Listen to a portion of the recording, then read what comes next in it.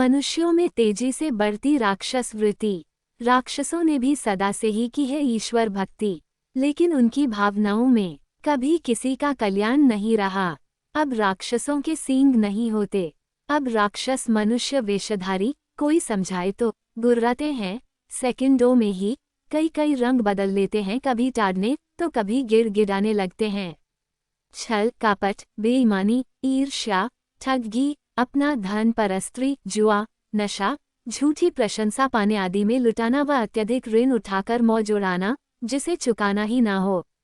अपनी संतान और संतान की संतान तक को भी ऋण ग्रसित कर देना। स्वार्थपरता जैसे दुर्गुणों से ग्रस्त हम सबके बीच ही रहते हैं।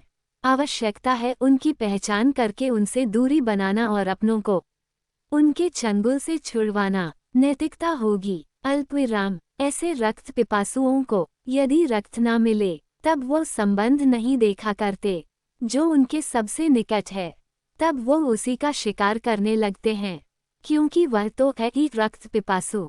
उनकी आदत में शुमार है खुद ऐश से जीना, और जिन पर उनका बस चलता है उनका सुख हर लेना। क्योंकि राक्षस कभी राक्षस वृत्ति नहीं छोड़ सकता, वह स्वयं के लिए स्वयं से भी छल कर सकता है।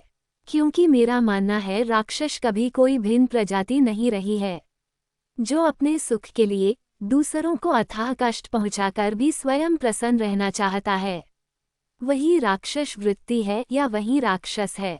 मारीच स्वर्ण मृग बनकर सीता को छलता है, तो राम की भक्ति का ढोंग करके श्री हनुमान जी जैसे राम भक्त को छलने का नाहक प्रयास किया और उसका दंड भोगना पड़ा। दुर्योधन जैसे कुपात्रों के संहार के बिना शांति स्थापित करना असंभव है, ये भगवान श्री कृष्ण ने भी जान लिया था। माता पिता पुत्र चाहे कोई भी संबंध ही हो, यदि वह बार बार के प्रयास के बाद भी नीचता से बाज नहीं आता, तो बिना उसके संहार के बिना शांति स्थापित नहीं हो सकती। एक नीच व्यक्ति की नीचता एक से अधिक पीढ़ी को दुखी करने लगे तो उसका त्याग करना ही उचित है।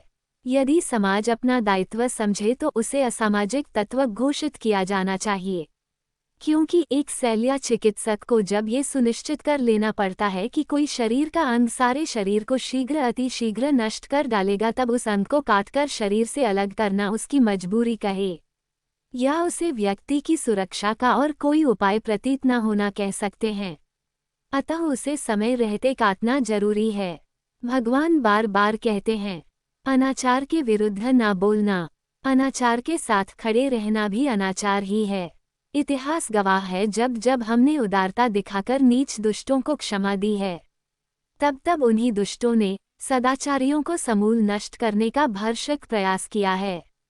माँ शक्ति का ध्यान धर हे मानव, कर बुराई का नाश। माँ शक्ति तुम्हें देंगी वरदान, बुराई चाहे छोटी हो या बड़ी, बुराई तो बुराई ही है। बुराई पर जितना जल्दी हो सके विजय प्राप्त कर लेनी चाहिए, उसे पनपने का कोई अवसर नहीं देना चाहिए। अच्छे और सच्चे लोगों का साथ ना दे सको तो कोई बात नहीं, उनसे धोखा कभी नहीं करना चाहिए। वर्तमान परिदृश्य से मन पर पड़े प्रभावों को अपनी लखनी के माध्यम से उकेरा जाना। आज का महत्वपूर्ण विचार डॉक्टर सुनील कुमार भारद्वाज। हम सबका प्रत्येक दिन सदैव हितकर प्रयासों से भरा हुआ हो, मानवता ही धर्म है।